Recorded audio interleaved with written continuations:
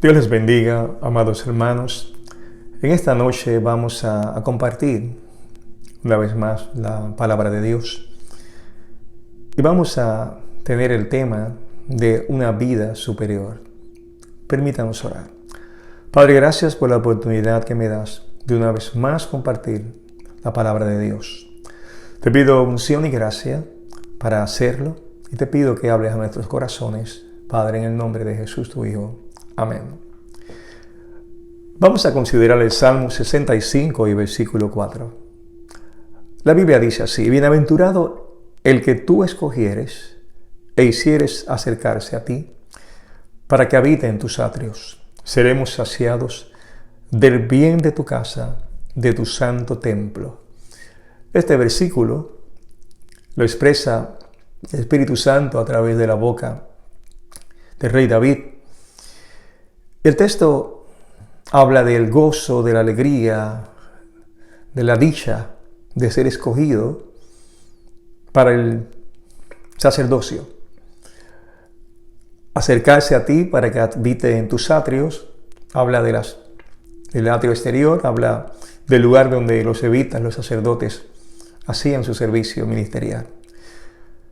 Luego habla de la expresión que describe la satisfacción de ese servicio. Serán saciados del bien de tu casa, de tu santo templo. Y aquí vamos a ver 3 puntos. Vamos a ver el punto de que Dios escoge. Vamos a ver de para qué Dios escoge y elige a los sacerdotes. Y luego la satisfacción que procede de servirle a Dios. Sin olvidarnos que nosotros, en este nuevo pacto en que vivimos, hemos sido llamados como real sacerdocio. Por lo tanto, al estudiar estas escrituras, yo estoy pensando desde el principio que nosotros somos ese nuevo sacerdocio, que nosotros somos ese pueblo que está listo para hacer luz en medio de las tinieblas de este mundo y para ser la sal de esta tierra, así como el Señor Jesús nos enseñó en su palabra. Bienaventurado el que tú escogieres e hicieres acercarse a ti. Aquí notamos inmediatamente la verdad de todas las escrituras de que es Dios quien inicia toda relación con nosotros. Desde la caída, Dios buscó a Adán. Y Dios es siempre que planifica cómo llegarnos a Él.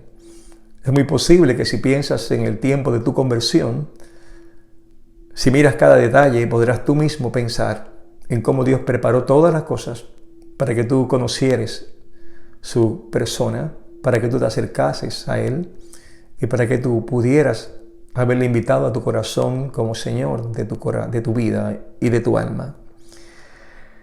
Dios eligió a Abraham y luego elige a Moisés.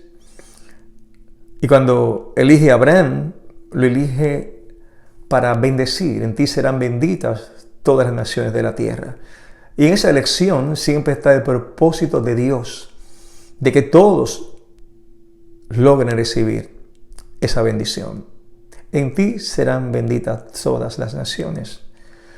Y luego de que Abraham fue elegido, Dios elige a la nación de Israel como un especial tesoro, dice el Señor, para testimonio a todas las naciones. Pues sabemos que Israel no cumplió el propósito de Dios. Y luego, cuando llegamos inmediatamente al Nuevo Testamento, lo hago en forma rápida, Dios elige a la iglesia a la cual tú perteneces, a la cual yo pertenezco, a la iglesia para ser bendición a todas las naciones. Cuando Jesús envía a sus discípulos, la gran comisión les mandó a todas las naciones, ir por todo el mundo. Así es que nos damos cuenta no solo de que Dios nos elige, sino que nos elige con el propósito de que todas las naciones puedan compartir y recibir la misma gracia. Es la voluntad de Dios que todas las personas sean salvas y que ninguna persona perezca, sino que todos procedan a arrepentimiento. Y el medio que Dios utiliza es la iglesia y obviamente compuesta por aquellos que son la iglesia, los salvos, redimidos, o sea, tú que me estás escuchando, yo que te estoy hablando. La Biblia dice en 2 Tesalonicenses 2:13, hablando acerca de nuestra salvación, el Espíritu Santo por boca de Pablo dice: mas nosotros debemos siempre dar gracias a Dios por vosotros, hermanos amados del Señor, de que Dios os haya escogido desde el principio para salvación, por la santificación del Espíritu y la fe en la verdad. Noten que Dios os haya escogido desde el principio para salvación. Insistimos, la palabra dice, Dios nos ha escogido. Dios te llamó, Dios te buscó, Dios te hizo acercarte a ti. No fue que tú escogiste a Dios, fue que Dios te escogió a ti.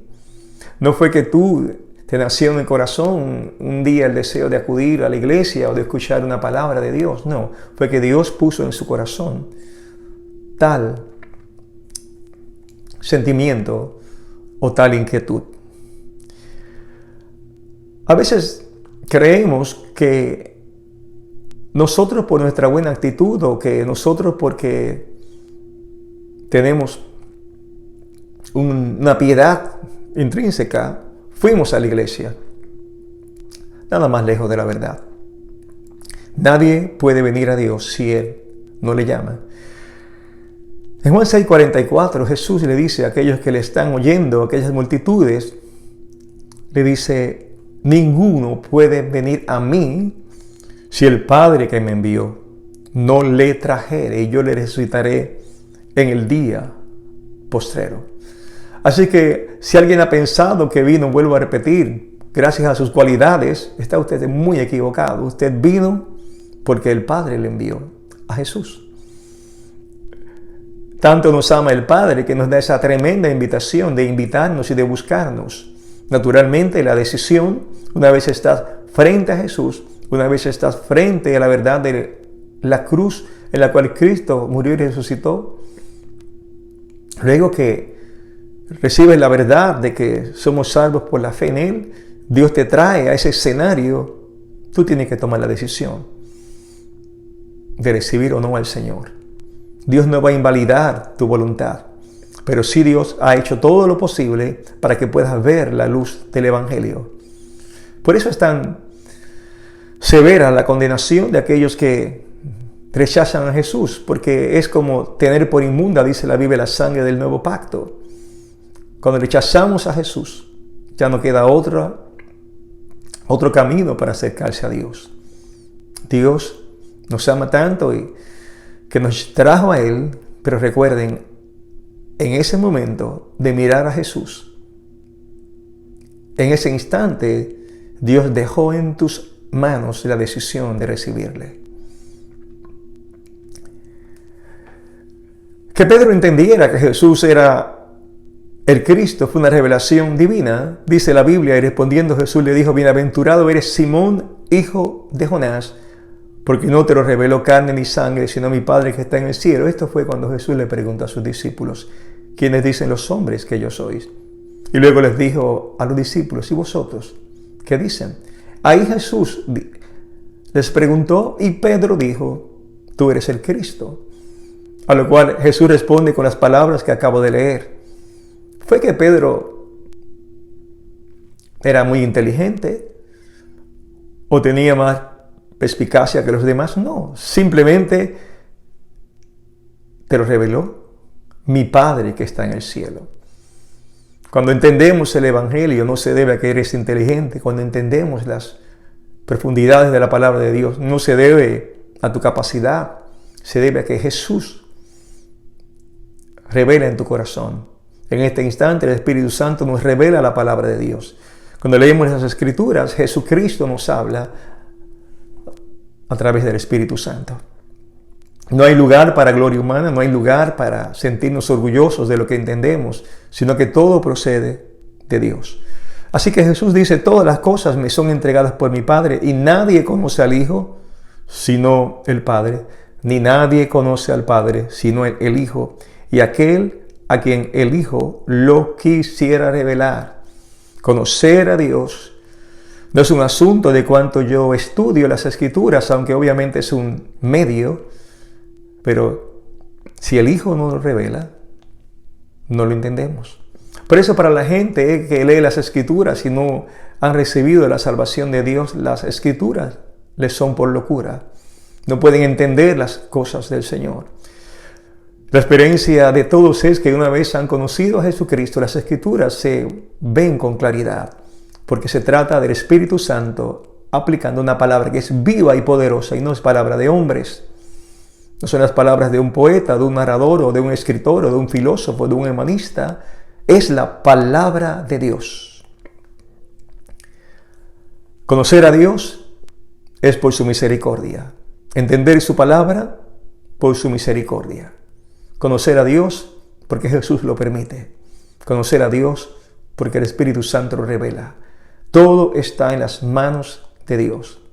Bienaventurado el que tú eliges, dice el salmista, dice la palabra de Dios, y a quien hicieras acercarse a ti.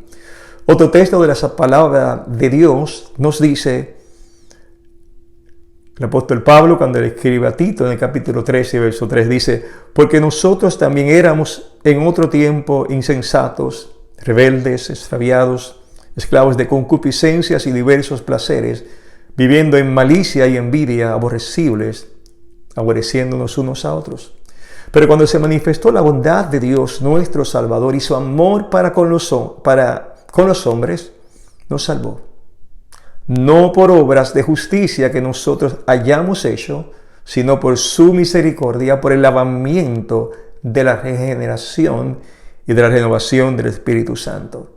Note, nos salvó por su misericordia. No hay espacio jamás para el orgullo humano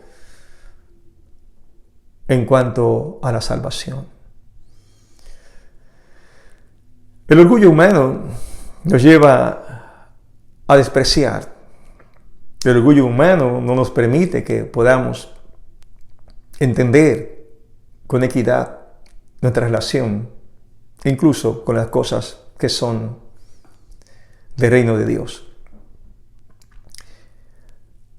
Por ejemplo, tenemos a Coré, personaje del Antiguo Testamento que se opuso a Moisés. Y quiero leer la Biblia, uno de los hijos era de los levitas. Dice en Números 16:1, y Coré, hijo de Izar, hijo de Coat, hijo de Leví, Datán y Abiram, hijos de Eliab y On, hijos de Pelet, de los hijos de Rubén, tomaron gente.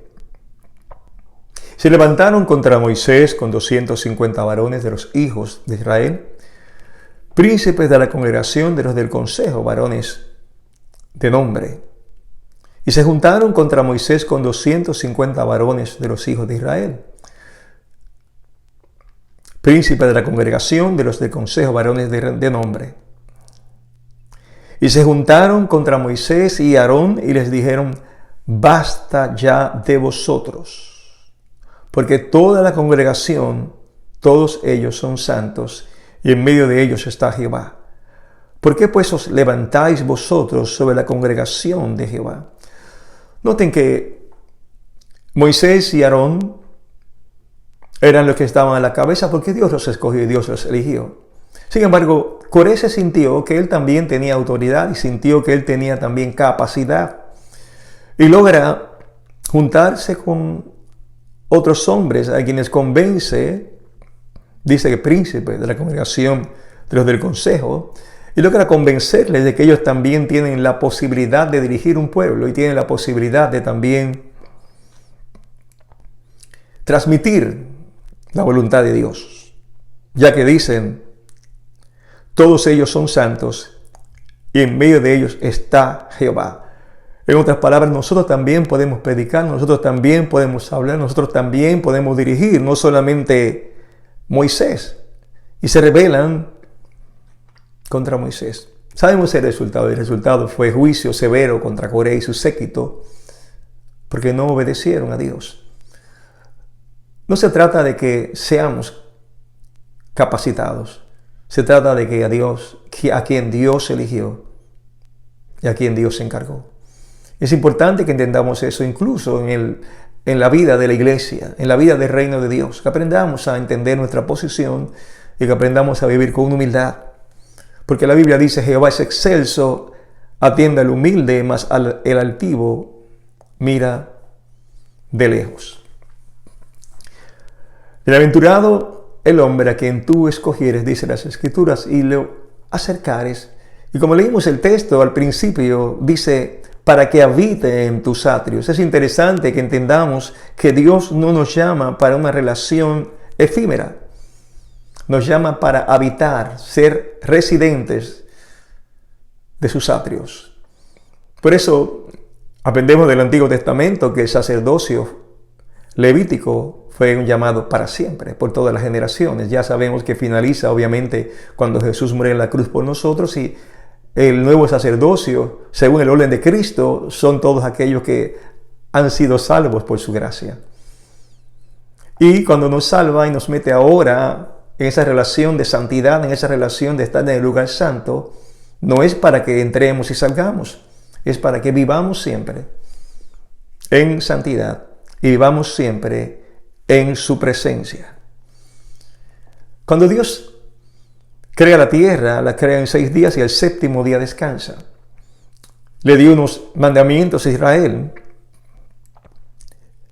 Leo Éxodo 31:15, dice, 6 días se hará obra, mas el día séptimo es sábado de reposo, consagrado a Jehová. Noten que el día sábado era de reposo y luego dice consagrado a Jehová. Cualquiera que hiciere obra el día del sábado ciertamente morirá. Guardarán pues el sábado los hijos de Israel. Noten a quién se le dice, guardarán pues el sábado los hijos de Israel. No la iglesia, sino los hijos de Israel. No los gentiles, sino los hijos de Israel. Celebrándolo por sus generaciones por pacto perpetuo. Señales para siempre entre mí y los hijos de Israel. Porque en 6 días hizo Jehová los cielos y la tierra, y en el séptimo día cesó y reposó. El sábado fue un pacto con Israel. ¿Cómo sabemos que no es un pacto con la iglesia? Dice la Biblia, antes de contestarle, de otro pacto. El otro pacto que Dios hizo con Israel, entre otros muchos pactos, fue el pacto de la circuncisión. Dice Génesis 17:14, y el varón incircunciso que no hubiere circuncidado la carne de su prepucio, aquella persona será borrada de su pueblo, ha violado mi pacto. Ahora bien, para aquellas personas que entienden que el sábado es un pacto de la iglesia, yo también les digo por las Escrituras que también la circuncisión es un pacto también. Así que si usted quiere guardar el sábado, también asegúrese de circuncidarse. Porque no podemos decir a una cosa amén y a otra no decirle amén. Definitivamente el sábado no es para la iglesia, pero sí el principio bíblico es para todas las generaciones. ¿Cuál es el principio bíblico y la verdad bíblica? Que hay un día para el Señor. Y la iglesia cristiana, para la iglesia cristiana, es el domingo. Igual hubiera sido cualquier día, no importa que fuera lunes, martes, miércoles, jueves, viernes, sábado, domingo. Lo importante es que Dios determinó que un día de la semana el hombre debe reposar y debe consagrarse a Dios. Ese día es un día de descanso porque hemos aprendido que Dios quiere que nuestro cuerpo sea bien atendido. Nuestro cuerpo es parte de nuestro templo. Tu cuerpo es un templo del Espíritu Santo. Lo hablamos la semana pasada y ese templo debe cuidarse porque debemos apreciar las cosas que Dios nos ha dado. Dios te dio tu cuerpo, debes apreciarlo. Dios lo hizo perfecto, debes cuidarlo. Cuidar tu cuerpo es agradecerle a Dios que te ha dado la bendición de un cuerpo perfecto.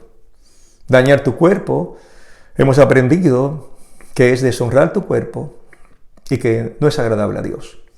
Así es que el descanso es bíblico. Quien no descansa se enferma. Quien no descansa no podrá ser productivo.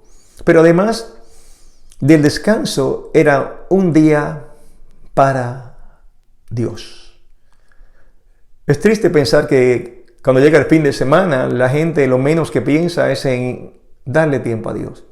Cuando llega el fin de semana, la gente lo que piensa es dónde voy a descansar, dónde voy a pasear, qué actividad puedo hacer, qué voy a disfrutar. Lo menos que piensa es voy a la iglesia, y si va a la iglesia está mirando el reloj para poder irse rápido. Porque para muchas personas ir a la iglesia es un asunto de cumplimiento, pero no de compromiso. Ir a la iglesia no debe ser un cumplimiento de tu parte. Ir a la iglesia debe ser vida para tu alma y para tu corazón. Congregarte es una decisión vital para tu alma. ¿Cómo sabemos que el sábado es no solo para Dios, sino para ti, pero no para divertirte necesariamente, aunque puede ser agradable lo que hagas, sino para servir a Dios? La Biblia habla de un momento en que alguien hizo un acto que no podía hacer, que incluso era desobediencia. El pan de la proposición solo podían comer los sacerdotes una vez a la semana en el lugar santo. Nadie más podía comer del pan de la proposición. Dios había determinado que fuera así. Usted tenía que ser sacerdote y tenía que estar en el lugar santo para lograr hacerlo, y si no, violaba el pacto con Dios. Sin embargo, en una ocasión el rey David huyó, y mientras huía, dice la Biblia en Marcos 2:25, Jesús es quien interpreta esta verdad. Y dice, y él les dijo, ¿no habéis leído qué hizo David cuando tuvo necesidad y sintió hambre? Él y los que con él estaban. ¿Cómo entró en la casa de Dios en los días de Abiatar, el sumo sacerdote, y comió los panes de la proposición, de los cuales no es ilícito comer sino a los sacerdotes, y de aún a los que con él estaban? ¡Qué escándalo!, diríamos hoy día. Hay muchas personas que tristemente su ortodoxia es tan grande que les hace olvidar la misericordia. Hay tantas personas que su organización es tan poderosa y lo que han creído y sus dogmas son tan grandes que se olvidan de la piedad. Estos fariseos estaban criticando a los discípulos porque estaban recogiendo espigas o comida en el día de reposo. Tenían hambre, lo notamos cuando Jesús lo dice. Tenían hambre y tenían que comer, y tomar espigas o tomar fruto en el día de reposo no era un pecado. No estaban tomando espigas para hacer negocios, estaban tomando espigas o estaban buscando alimentos porque tenían una necesidad espiritual. Una necesidad física. Y ahora Jesús los defiende, y los defiende con una verdad inapelable. Es que David hizo algo ilícito para alimentarse él y a sus hombres, y Dios no lo contó por pecado.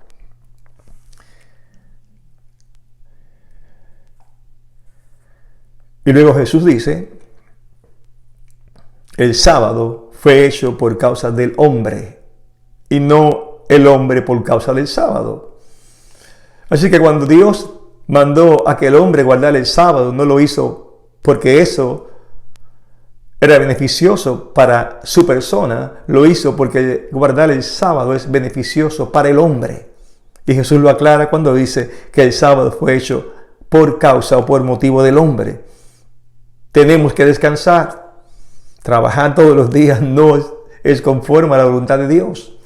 Y ese día de reposo, vuelvo a decirte, ese día de descanso, vuelvo a repetirte, ese domingo es para que descanses, pero para que también te consagres a Dios.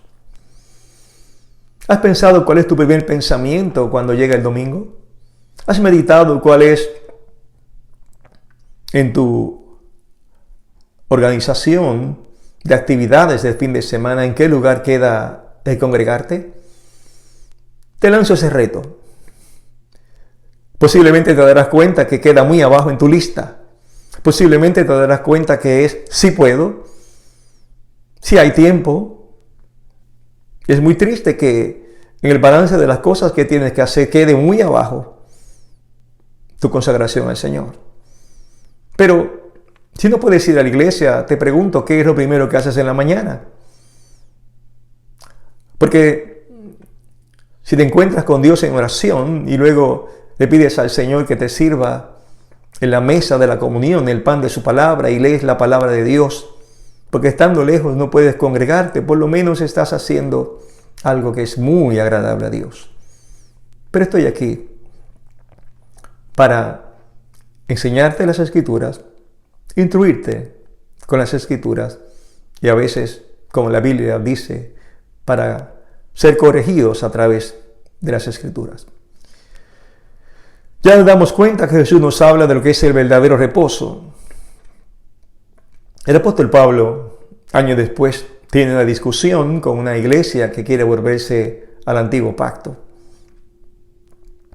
En Gálatas 6 y verso 15, el apóstol Pablo dice: porque en Cristo Jesús ni la circuncisión vale nada, ni la incircuncisión, sino una nueva criatura. Nos damos cuenta que el apóstol Pablo sabía lo que era la circuncisión, claro, pero no le daba un valor como algo que fuera tan importante que si no se hiciera, la gente perdería su relación con Dios. Para la nación de Israel, la circuncisión es parte del pacto. Dice Génesis: debe ser circuncidado el nacido en tu casa y el comprado por tu dinero, y estará mi pacto en vuestra carne por pacto perpetuo. Pero tú no eres judío, tú eres cristiano. Y lo que debe estar circuncidado es tu corazón, y lo que debe haber en ti no es una señal en tu carne, sino una señal en tu vida de que eres una nueva criatura. Así que vuelvo a leer el texto que dice: porque en Cristo Jesús ni la circuncisión vale nada, ni la incircuncisión, sino una nueva criatura. Te pregunto si eres una nueva criatura. Te pregunto si alguien en tu vecindario o tu familia puede decir que tú eres una nueva criatura, que tu forma de vivir, tu forma de pensar, tu planificación, tus pasiones están alineadas de acuerdo a la palabra de Dios. Te pregunto si tu esposa puede decir es una nueva criatura. Te pregunto si tus amigos pueden asombrarte de que tú eres una nueva criatura. Porque es la única cosa que según la Biblia vale algo o vale en términos de relación con Dios. En Cristo Jesús no vale la religión. En Cristo Jesús lo que vale es que todo lo que Él nos ha dado con su palabra, en su revelación, resulte en una nueva criatura.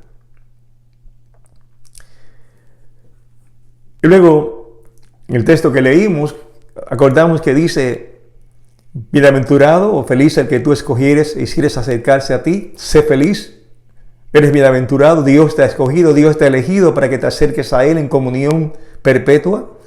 Pero luego dice: ¿qué se siente? Dice que seremos saciados del bien de tu casa, de tu santo templo. ¿Y qué significa esto? Significa simplemente que la relación con Dios debe satisfacer el alma de toda criatura que llega a su presencia. La Biblia describe esa relación con este otro texto: serán plenamente saciados de la grosura de tu casa, y tú los abrevarás del torrente de tus delicias.